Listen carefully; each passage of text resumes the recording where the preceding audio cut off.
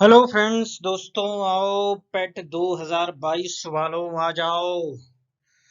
Polity का ये section जिसमें हम पढ़ेंगे कॉन्स्टिट्यूएंट असेंबली से संबंधित 10 सवाल। और सारे ये 10 सवाल इतने ज्यादा महत्वपूर्ण है कि आपको 90 नंबर 90 प्लस दिलवाने में एकदम सहायता करेंगे, तो इसको मत छोड़िएगा। ये 10 सवाल बहुत जरूरी हैं। कि जैसा कि पहला सवाल है कि किसने वह कौन सा व्यक्ति था जिसने सबसे पहले कॉन्स्टिट्यूएंट असेंबली का एक आइडिया दिया कि हमारा एक खुद की एक असेंबली हो जो संविधान को बनाए, कॉन्स्टिट्यूशन को बनाए। तो वो कौन था?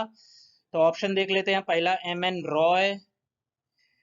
रॉय, जवाहरलाल नेहरू, महात्मा गांधी, तो सरदार वल्लभ भाई पटेल। तो ये देखिए, ये सारे लोग तो लड़ तो रहे थे, लेकिन कोई भी ऑफिशियली ये नहीं कह रहा था कि भाई लड़ने के बाद जो हमारा संविधान होगा वो कौन बनाएगा। तो ये सबसे पहले जो है एम एन रॉय थे, इनकी बत्ती जली।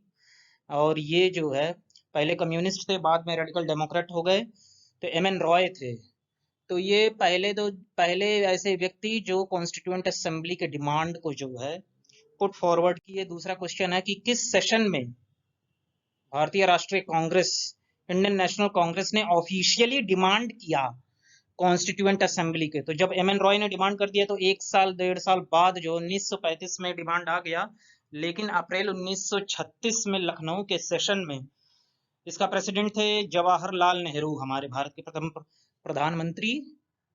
1936, 1937, 1946, 1940। तो आप लोग 1946 मत मार दीजिएगा, क्योंकि 1946 में प्रथम बैठक हुई थी कॉन्स्टिट्यूएंट असेंबली को। तो इसका राइट आंसर 1936 लखनऊ के अधिवेशन में सबसे सर्वप्रथम जो है कॉन्स्टिट्यूएंट असेंबली का ऑफिशियल डिमांड कांग्रेस के द्वारा हुआ। तो पहला मीटिंग जो है कब बैठा कॉन्स्टिट्यूएंट असेंबली का दोस्तों? ये आजादी के पहले ही बैठ गया। अब वो कब बैठा? आजादी के बाद नहीं। 9 दिसंबर 1946, 11 दिसंबर 1946, 15 अगस्त, 26 नवंबर 1949। तो जो नए नए हैं वो मार देंगे 26 नवंबर 1949, क्योंकि उसी दिन जो है प्रियम्बल ने बोला कि हम अपने आप को संविधान देते हैं। लेकिन ऐसा नहीं है। 9 दिसंबर 1946 को जो है प्रथम बैठक हुआ संविधान सभा का, कॉन्स्टिट्यूएंट असेंबली का। और इसके प्रेसिडेंट तब चुने गए थे डॉक्टर सच्चिदानंद सिन्हा। लेकिन 2 दिन बाद, क्योंकि वो सबसे ज्यादा उम्र दराज व्यक्ति थे सच्चिदानंद सिन्हा और सबसे ज्यादा रिस्पेक्टेड थे, तो वो उनको बना दिया गया टेम्पररी 2 दिन के लिए। लेकिन 2 दिन बाद जब इलेक्शन हुआ तो डॉक्टर राजेंद्र प्रसाद को 11 दिसंबर 1946 को प्रेसिडेंट बनाया गया संविधान सभा का, कॉन्स्टिट्यूएंट असेंबली का। चौथा क्वेश्चन देख लेते हैं कि पहला प्रेसिडेंट कौन था कॉन्स्टिट्यूएंट असेंबली का। तो हमने देखा 9 दिसंबर 1946 को थे डॉक्टर सच्चिदानंद सिन्हा, और इसमें है नहीं तो ये डॉक्टर राजेंद्र प्रसाद को यहाँ करेक्ट ऑप्शन माना जाएगा। ये पहले हैं प्रेसिडेंट कॉन्स्टिट्यूएंट असेंबली के, लेकिन सच्चिदानंद सिन्हा आ जाएगा तो उनको मारिएगा, क्योंकि वो 9 दिसंबर को 2 दिन पहले है। पहले वाइस प्रेसिडेंट, प्रेसिडेंट तो हर कोई पढ़ता है, लेकिन पहला वाइस प्रेसिडेंट कौन था संविधान सभा का? तो डॉक्टर सच्चिदानंद सिन्हा थे कि एच सी मुखर्जी थे कि वल्लभ भाई पटेल थे कि डॉक्टर राजेंद्र प्रसाद थे? तो ये पढ़ लो पेट में, अगर जो आ जाएगा तो एकदम टप से जो है गुलिया देना। एच सी मुखर्जी थे पहले वाइस प्रेसिडेंट। ओके। छठवां प्रश्न है कि कौन सा इनकरेक्ट मैच है, इसमें से गलत कौन सा है? तो करेक्ट, तो अगर जो 4 दिया है तो एक ऑप्शन के हिसाब से 3 सही होगा। तो drafting committee doctor B R Ambedkar, ये सही है।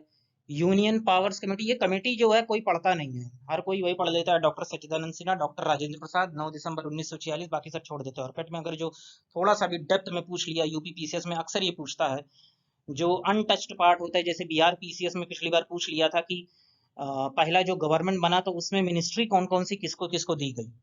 तो यहाँ तक भी जो है आयोग जा सकता है। तो अगर जो आपको वाकई में अधिकारी बनना है किसी भी लेवल का, तो आपको ज्यादा पढ़ना होगा। तो यूनियन पावर्स कमेटी, ये Jawaharlal Nehru provincial constitution committee, Sardar Vallabh bhai Patel ad hoc committee, और national flag A V Thakur.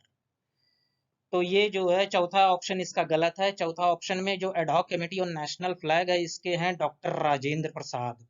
और बाकी 3 ऑप्शन सही है। ड्राफ्टिंग कमेटी का हर कोई जानता है डॉक्टर बी आर अम्बेडकर है। यूनियन पावर्स कमेटी तो जवाहरलाल नेहरू इसको ऐसे याद कर लीजिएगा, क्योंकि ये प्राइम मिनिस्टर थे, तो केंद्र में सर्वोच्च जो है मंत्री थे, प्राइम थे, तो यूनियन की सारी पावर इनमें थी, तो ऐसे याद हो जाएगा।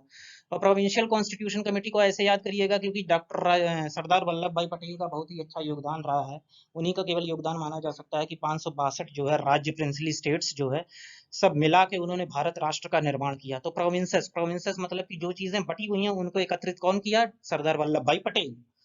नेशनल फ्लैग वाला डॉक्टर राजेंद्र प्रसाद है, एबी ठाकर नहीं है, तो ये ऑप्शन गलत है। तो हमारा ऑप्शन कौन सा सही है? Option D.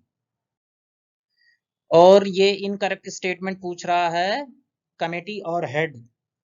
तो पहला union constitution committee, Jawaharlal Nehru, ये सही है, क्योंकि यूनियन आ गया है, कॉन्स्टिट्यूशन, इसको ऐसे ट्रिक से याद करिए कि यूनियन कॉन्स्टिट्यूशन, अगर जो यूनियन से संबंधित आ गया तो जवाहरलाल नेहरू है। Minority sub committee, एच.सी. मुखर्जी ने इन्होंने दिया है। Fundamental rights sub committee, J B. Kripalani. और advisory committee on fundamental rights, तो ये कौन है? डॉक्टर राजेंद्र प्रसाद। तो इसमें से गलत कौन सा है? तो ये तो एकदम याद करने वाली बातें हैं। और अगर जो ये आ जाएगा कहीं, तो भैया किताब के भरोसे मत रहना, किताब में इतनी अनंत बातें होती हैं कि भूल जाती हैं। तो मेरा 5 या 10 मिनट का वीडियो अगर जो है आपके दिमाग में, तो एकदम से फटाफट 90 नंबर, और हर जगह आप प्रीलिम्स में तो गारंटी है कि फेल नहीं होंगे। तो ऑप्शन डी इसका सही ऑप्शन है, यही इनकरेक्ट है, क्योंकि इसके हैं सरदार वल्लभ भाई पटेल। ओके, सरदार वल्लभ भाई पटेल हैं फंडामेंटल राइट्स के एडवाइजरी कमेटी पे। तो बाकी 3 जो सही है वो भी याद कर लीजिए। तो ऑप्शन डी इसका सही है, fundamental rights sub committee, J B. Kripalani. ये बहुत लोग नहीं पढ़ेंगे, बहुत लोग को याद भी नहीं होगा। Minority sub committee, एच.सी. मुखर्जी। ये सब बहुत इंपॉर्टेंट कमेटीज हैं जिनको मैं छाट के लाया हूँ। ये जरूर, अगर जो इधर उधर आयोग अगर जो चिमोटी काटना चाहे तो यही सब करेगा।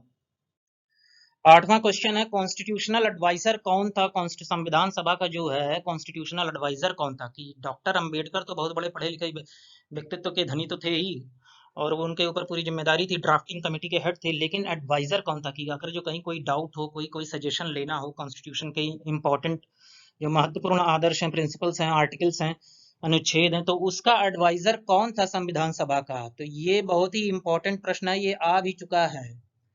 तो आर ओ वालो भाई साहब लोग ये देख लो, इसके ऑप्शन कौन कौन से? बी.एन. राव, डॉक्टर अंबेडकर मत मार के चला आना, राजेंद्र प्रसाद, जवाहरलाल नेहरू। तो इसका ऑप्शन करेक्ट ऑप्शन है ए सर, बी.एन. राव। ये है कॉन्स्टिट्यूशनल एडवाइजर। 9वां प्रश्न है कि कितने मेंबर्स संविधान सभा में, कितने मेंबर्स थे, कितने लोग थे?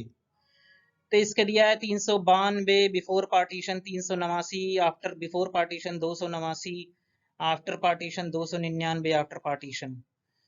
तो इसका ऑप्शन है आपका ये वाला सही है, 389 था बंटवारे के पहले, और जो बाकी लोग मुस्लिम लीग के मेंबर्स चले गए पाकिस्तान, उन्हें ठेल दिया गया, तो 299 बचे हमारे संविधान सभा में। तो इसका ऑप्शन हो जाएगा बी और डी सही ऑप्शन है।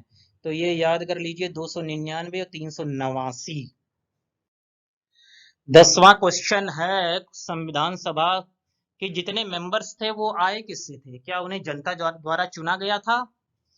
कौन चुना था, कौन नॉमिनेट किया था? प्रिंसली स्टेट्स भी थे, कई सारे राजा थे, और कितने पॉपुलेशन पे जो है लगभग मेंबर्स को चुना गया था? तो ये 4 ऑप्शन है। ये कह रहा है कि पहला, कि ए कह रहा है कि भारतीय जनता के द्वारा डायरेक्ट चुना गया था। दूसरा कह रहा है कि जो प्रोविंशियल असेंबली थे, कि जो ब्रिटिश प्रोविंसेस थे, कि जैसे उत्तर प्रदेश का यूनाइटेड प्रोविंसेस का, तो उसका अपना एक असेंबली था, तो उसके मेंबर्स के द्वारा चुने गए थे। और पार्शली नॉमिनेटेड प्रिंसली स्टेट्स के द्वारा, या टोटली वाइसरॉय ने नॉमिनेट किया था।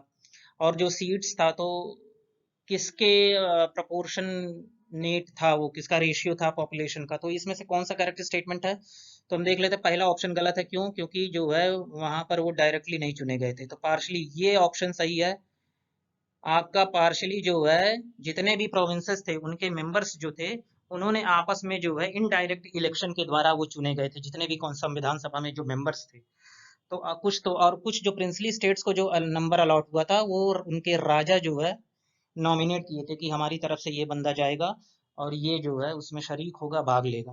तो ऑप्शन बी सही है। दूसरा, और ये ऑप्शन जो है डी भी सही है, कि पॉपुलेशन के हिसाब से सीट्स का जो है एलोकेशन हुआ था कि रफली जो है 10 लाख पे एक सीट दिया गया था। तो इसका 10वां ऑप्शन बी एंड डी, ये ऑप्शन बी सही है, ये याद कर लेना। ये क्वेश्चन बहुत ही इंपॉर्टेंट है, नंबर वाला उतना इंपॉर्टेंट तो नहीं है, बट ये question it's very important. So thank you guys, किताबों से छाट छाट कर मैं लाया हूँ मोतियां, और इन्हें जो है याद कर लो, शेयर कर लो, नहीं तो चुपके से जो है दबा लो, क्योंकि आप ही करोगे जो देखेगा ये। धन्यवाद।